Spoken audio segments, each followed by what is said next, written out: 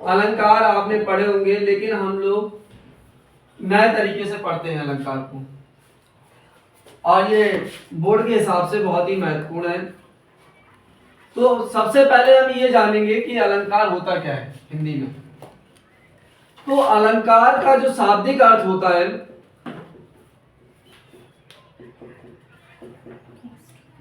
शाब्दिक अर्थ होता है आभूषण या गहना। आभूषण अथवा गहना। क्या मतलब हुआ इसका? इसका हिंदी में इसका मतलब ये है कि किसी भी काव्य की शोभा बढ़ाने के लिए, किसी भी कविता की शोभा बढ़ाने के लिए हमें अलंकार का प्रयोग करना होता है। जिस तरीके से स्त्रियों की शोभा या किसी मानव की या पुरुष की सुंदरता अगर हमें बढ़ानी है तो हमें क्या लेके देना होगा? आभूषण अर्थात गहना। क्लियर है? अब जो अलंकार होते हैं वो हमारे दो प्रकार के। पहला शब्द अलंकार और दूसरा होता है अर्थ अलंकार। बाकी तीसरा भी होता है पर मैं ये आपके उसमें नहीं है।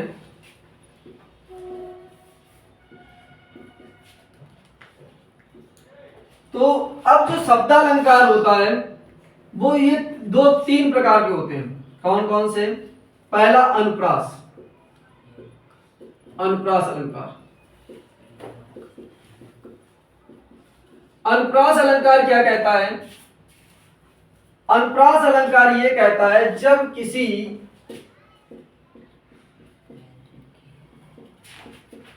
अक्षर अथवा वर्ण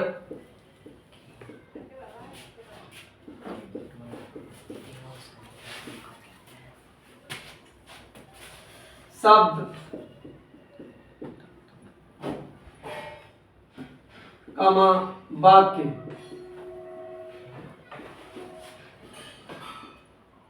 वाक्य की बार बार आवृत्ति हो,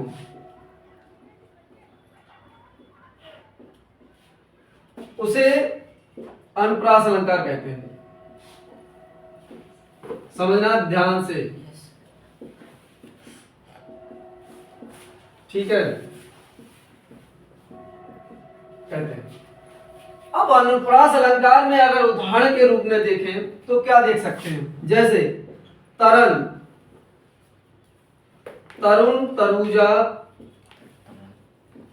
तट, तमाल और तरवर, छाया। अब आप एक चीज देख रहे होंगे, जो ता अक्षर है बार बार आया है। ठीक ऐसे एक और एग्जाम्पल लिया जा सकता है। चंदू के चाचा ने चंदू की चाची को चांदनी की रात में चांदी की चम्मच से चटनी चटाई। क्यों भाई?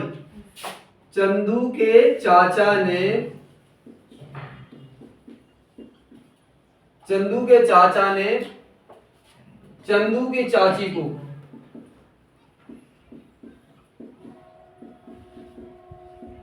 चांदनी की रात में, कोई दिक्कत नहीं,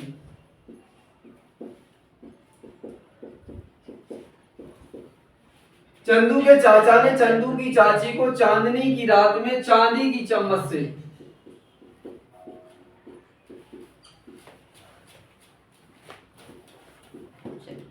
चटनी चटाई। बोलो कितनी बार चाय है ना? दूसरा और भी कह सकते हैं, खड़ग सिंह के खड़कने से, खड़ग सिंह के खड़कने से खड़कती हैं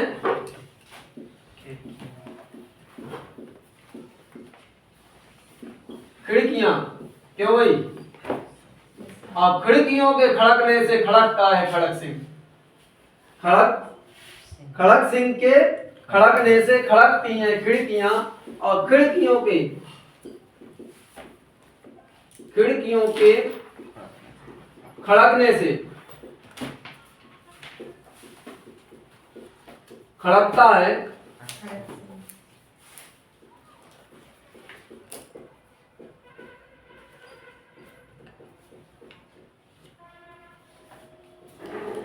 बोलो, बात समझ में आ रही? इन पे छतरी लगाते रहेंगी, बारिश होगी भीग रही है। मुझे ज्यादा आदत में नहीं है, ये गलत बात है थोड़ी सी। कोशिश कर रहा हूँ मैं, बहुत कोशिश करता हूँ, जल्दबाजी में लिखता चला जाता है ना। ठीक है, बात समझ में आई? ऐसे ही अगर हम दूसरा ले अलंकार, तो दूसरा अलंकार होता है यमक अलंकार। अब यमक अलंकार में क्या देखेंगे? यमक अलंकार में जब किसी शब्द की, है ना, आवर्ती बार बार होती है, आवर्ती बार बार हो, शब्द की आवर्ती कैसे हो? बार बार। शब्द की आवर्ती बार बार, उसका अर्थ अलग बार बार, परंतु अर्थ अलग अलग हो, अलग अलग हो, ठीक है, अर्थ अलग अलग अर्थ हो। तो कैसे? नंबर 1 एक उदाहरण के तौर पर देखते हैं कैसे। जैसे कनक कनक कनकते सौगुनी, सौगुनी, माधिकता अधिकाय, अधिकाय, बा पाए, यहां से लिखेंगे, बा पाए बौराय नर, और बा खाए बौराय।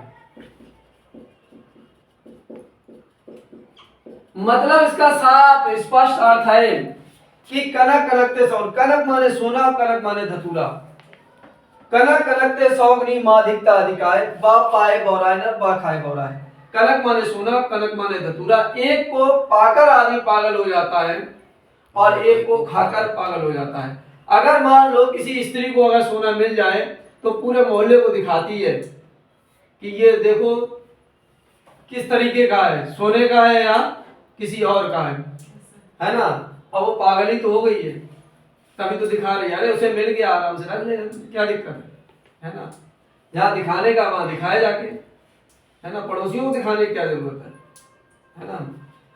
दूसरा, कनक माने धतूरा, अगर कोई व्यक्ति धतूरा खा ले तो पागल हो जाता है ना। एक दूसरा यहाँ पर, काली घटा का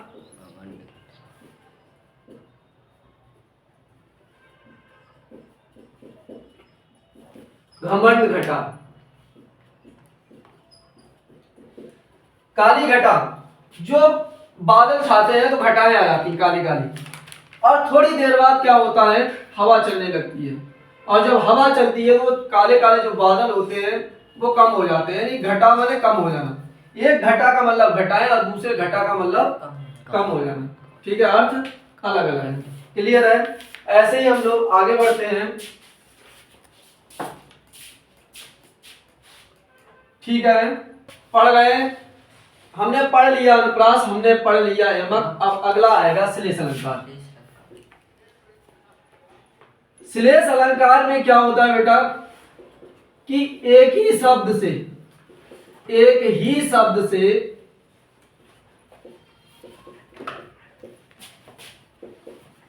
अनेकों अर्थ जुड़े हुए होते हैं।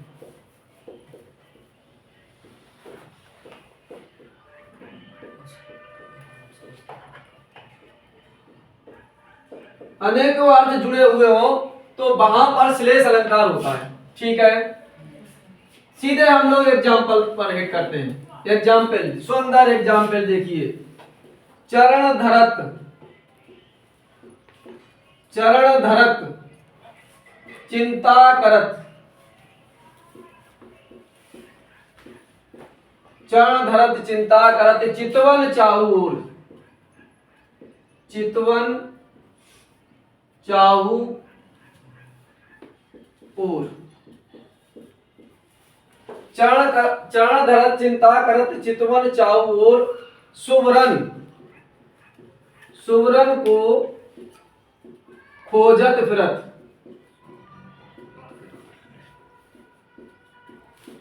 कभी व्याभिचारी चोर।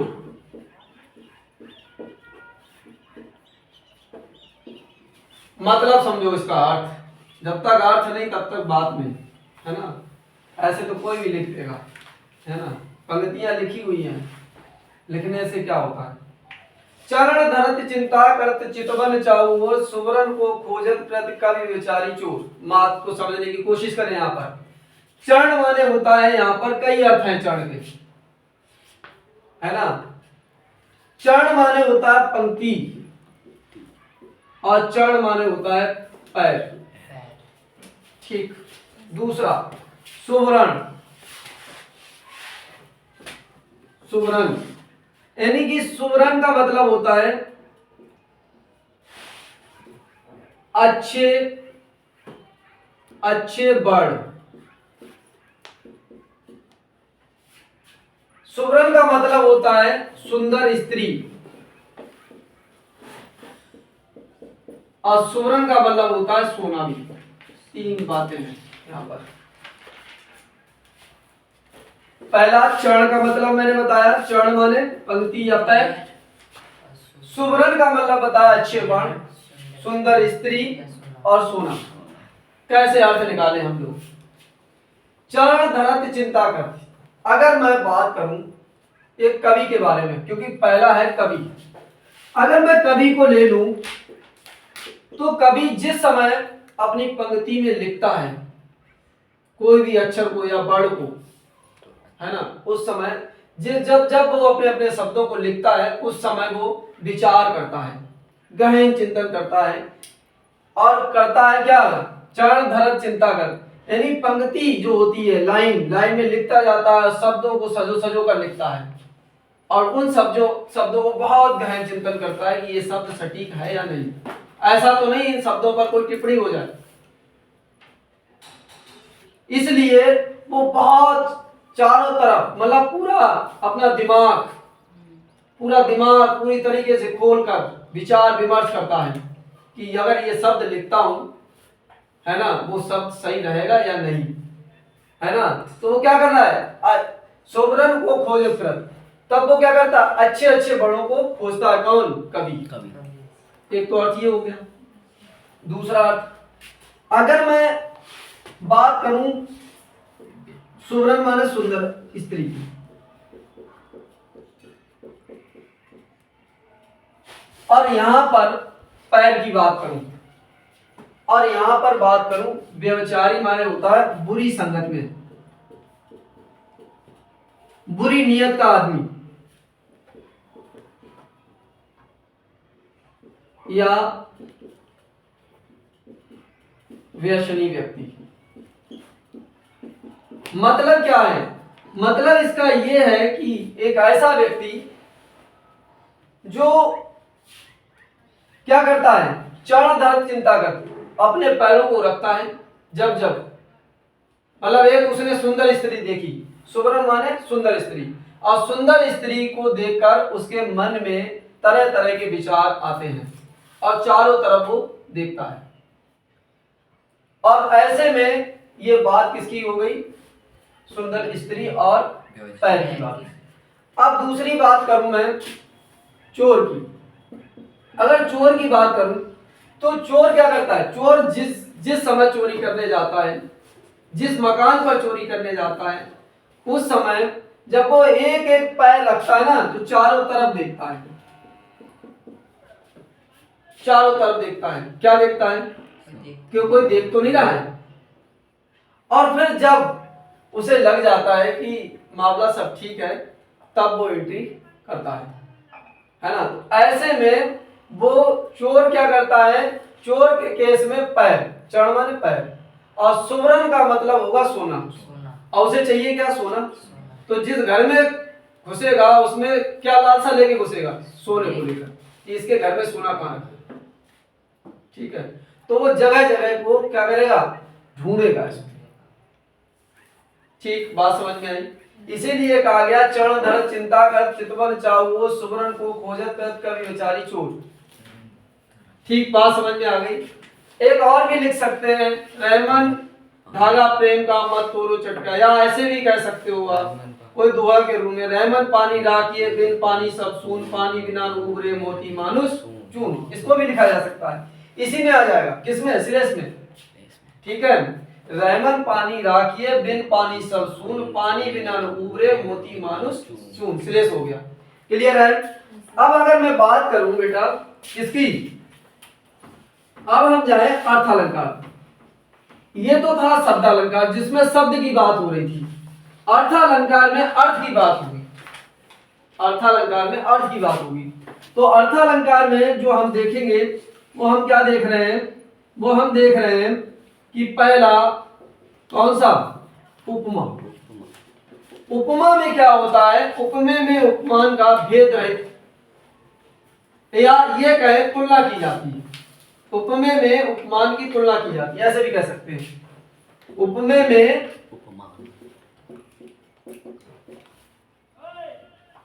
उपमान की तुलना, मतलब ये हुआ, इसका मतलब ये हुआ किसी वस्तु या व्यक्ति की तुलना की जाए। किससे? किसी दूसरी वस्तु से। किसी वस्तु या व्यक्ति की तुलना किसी दूसरी वस्तु या व्यक्ति से की जाए। राइट, तो वहां पर क्या होता है? उपमा होता है। जैसे जैसे इसमें एक चीज और है, इसमें एक और ट्रिक बताऊं। सा होगा, सी होगा, है ना, सा सी से, ऐसे शब्द आते हैं। कैसे? चंद्र सा मुख है, चंद्र सा मुख है। तो चंद्र सा मुख है का मतलब चंद्रमा के समान मुख। सा का मतलब होता है के समान, के समान, क्योंकि मुख स्वयं चंद्र नहीं है, मुख सा चंद्र है। तो वहां पर क्या होता है? उपमा। और एक चीज जैसे पीपर, पीपर पात सरस मंडोला, सरस मंडोला, मतलब यहाँ पे क्या है? मतलब स्पष्ट है। पीपर पात सरस मंडोला का मतलब है, पीपर माने होता है पीपल का पेड़, और पात माने होता है पत्ते, यानी कि पीपल के पेड़ के पत्ता जो होता है, पीपल का, पीपल के पेड़ का जो पत्ता होता है उसकी तुलना किससे की गई है? मन से की है, कि मन जरा सी देर में कहीं और जरा सी देर में कहीं। तो पीपर पात सरस मंडोला। ठीक, अगला अगर मैं बात करूं रूपक, रूपक में, रूपक में क्या होता है? कुछ नहीं, बिल्कुल जो बात होती है वो स्पष्ट कह दी जाती है, कोई आरोप नहीं होता है ना।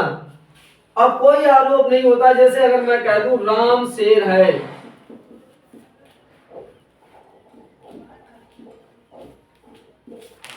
तो राम शेर है, सीधे सीधे। और शेर भी क्या बात है यार, शेर शेर शेर भी एक प्राणी है, प्राणी का मतलब जानवर है। क्यों भाई? जानवर है ना। और किसी आदमी से कह दो कि तुम जानवर हो तो बड़ा नाराज हो जाएगा, तो कह दो कि तुम शेर हो तो बड़ा खुश हो जाता है। जबकि अंतर, अंतर थोड़ा सा है, थोड़ा सा का मतलब शब्दों का अंतर। ठीक है, अब बात आती है काय की, आपका उपमा हो गया, आपका रूपक हो गया। अब आती है बात उत्प्रेक्षण। उत्प्रेक्षा में क्या होता है कि इसकी तुम्हें ट्रिक बताता हूं। अगर कहीं मानो मानो मनु जानो जनेऊ ये शब्द इत्यादि शब्द आ जाए तो वहां पर क्या होगा, उत्प्रेक्षा होगा। इत्यादि शब्द क्यों भाई, जैसे अगर मैं एक उदाहरण के रूप में देखूं तो कैसे देख सकता हूं, जैसे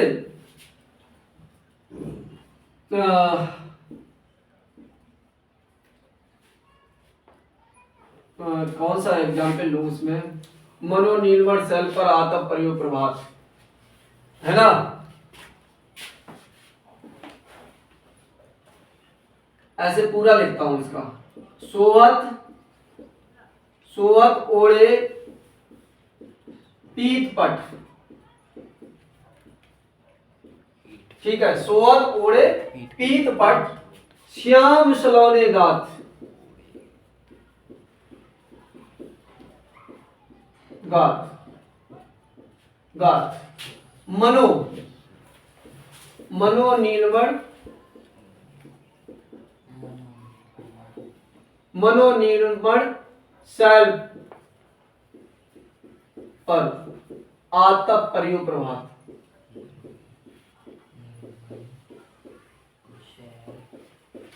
है ना। सोवत ओढ़े पीत पट, कौन पीले वस्त्र धारण करता है, श्री कृष्ण, ठीक है। श्याम सलोने गात मनोनील। अब इसमें देखो मनो, मैंने कहा मनु मानो जनु जानो ऐसे शब्द आए तो आप समझ जाओ कि यहाँ पर क्या होगा, क्या होगा, उत्प्रेक्षा अलंकार। क्लियर है, ये आपके सारे अलंकार क्लियर हो गए, ठीक है। अच्छे से पढ़ लीजिएगा एक बार।